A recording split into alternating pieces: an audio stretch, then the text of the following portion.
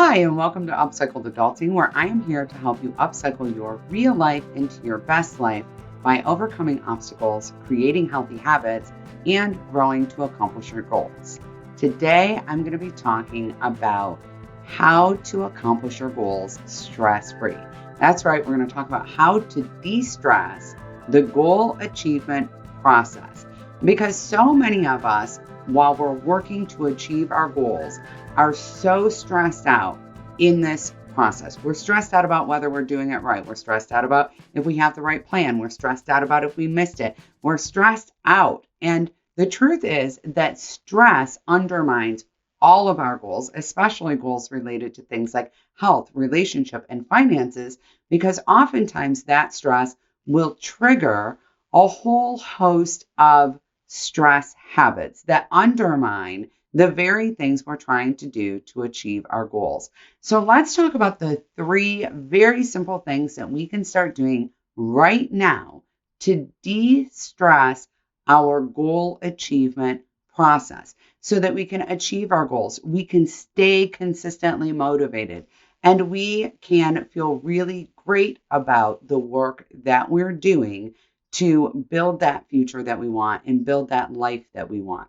So the very first thing that we need to do is make an attitude adjustment. Now, listen, mindset is everything. And I've talked about this so many times in the past. So many of us have experienced so much goal trauma, so many situations where we failed or we've quit or we've struggled.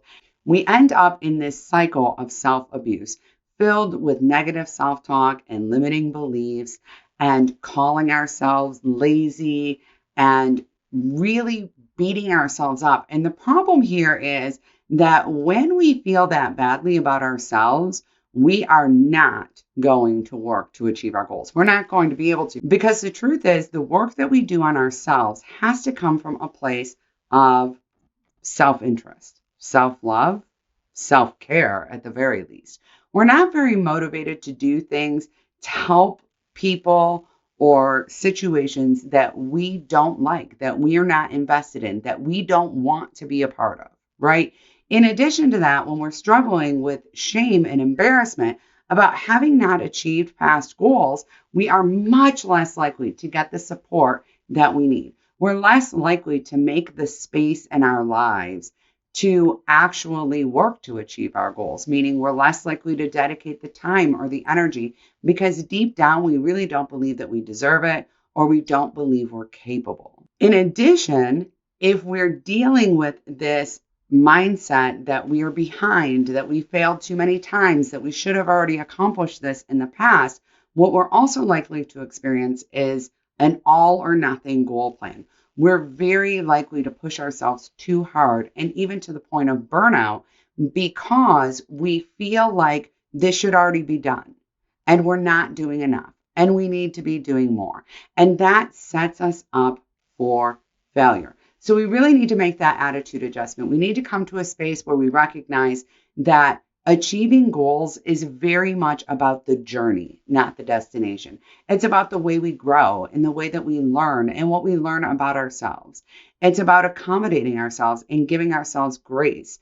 It is about the changes, not just that result from achieving the goal, but also the changes that result from learning about ourselves and from working on the goal, from the goal journey itself. So we're not behind. We have nothing to be ashamed of. Achieving goals is incredibly challenging, but also incredibly fulfilling. Having goals and working toward them should be enriching your life. And changing the way that you think about yourself, that you think about the entire process of goals, will make a huge, profound difference to the way that you work through them and accomplish them. And that is going to change everything. The next thing that we really want to do is focus on adding. So often when we're trying to achieve goals, we focus on taking things away from ourselves. This is especially true and obvious in health goals where we're thinking, I can't eat that. I can no longer have these foods or do these things or go these places. But this happens with a lot of goals. This happens with decluttering goals, with business goals, and obviously it happens with financial goals. When we start thinking about deprivation, we have a tendency to rebel against it. No one likes deprivation. Your brain is hardwired to not be comfortable with deprivation. We always want those things that we can't have, right? You tell your toddler, don't go in that cabinet. And of course, that's the cabinet that they must go into. You tell your teenager that they can't date that boy. And of course, that's the boy they want to date. Consistently, this happens time and time again. When we feel deprived, we tend to crave the thing that we're depriving ourselves of. So rather than focusing on the things that you're giving up, which is going to make you feel like you're losing something, focus instead on the things you get to add to your life. The way that those things make you feel, how that's improving your life, how that's causing you to feel better and more successful and more proud of yourself. And that leads me right into number 3. Number 3 is celebrate and reward your wins and also your effort. This will help you to stay motivated because when we acknowledge our wins, we get that dopamine hit that causes us to feel motivated and connected. When you feel successful, you're more likely to stick to it. And when we think about the process of achieving goals, the reality is the consistency is what matters. And even once we've achieved our goals, we still need to maintain them. So creating consistent, small movement in the direction of our goals matters most.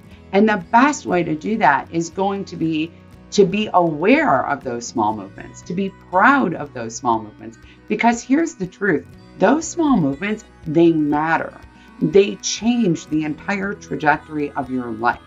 So instead of overlooking it, instead of setting that bar really high or expecting a lot of yourself before you can have any kind of reward for the work that you're doing, try to acknowledge your progress and try to reward the small things that you're doing, the consistency. So instead of saying, I won't reward myself until I hit X milestone, say, I will reward myself when I do this task for my goal 3 times in a row.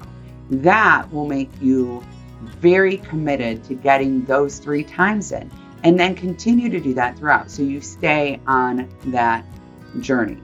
You'll see that when you do this, you don't feel stressed anymore about achieving your goals.